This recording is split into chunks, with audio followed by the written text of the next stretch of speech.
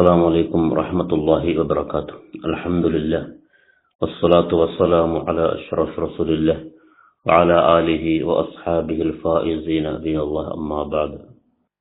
وعن أبي أيوب رضي الله عنه أن رسول الله صلى الله عليه وسلم قال: من قال إذا أصبح لا إله إلا الله وحده لا شريك له له الملك وله الحمد وهو على كل شيء قدير 10 مرات كتب الله له بهن 10 حسنات ومحى بهن 10 سيئات ورفع له بهن 10 درجات وكن له عدل عتاقة 4 رقاب وكن له حرسا حتى يمسي ومن قالهن إذا صلى المغرب دبر صلاته ومثل ذلك حتى يصبح. رواه أحمد.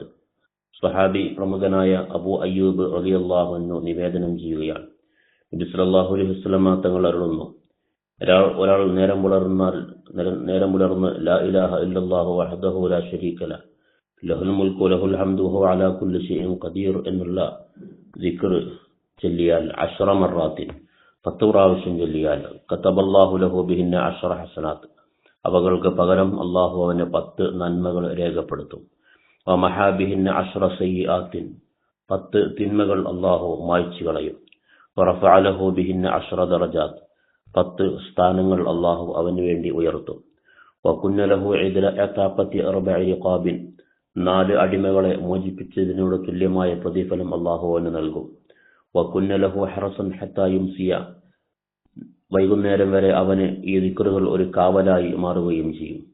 വമൻ ഖാലഹുന്ന ഇദാ അസ്സല്ലൽ മഗ്രിബ ദുബറ സ്വലാത്തിഹി, മഗ്രിബ് നമസ്കാരാനന്തരമാണ് ഒരാൾ ഈ ദിക്ർ ഇപ്രകാരം ചൊല്ലുന്നതെങ്കിൽ വമിസ്ലു ദാലിക ഹത്താ യുസ്ബിഹ, നേരം പുലരുന്നത് വരെ ഇതുപോലെയുള്ള പ്രതിഫലം അവനും നൽകപ്പെടും എന്ന് മുത്തനബി സല്ലല്ലാഹു അലൈഹി വസല്ലം പറയുന്നു. വഫഖനല്ലാഹ്.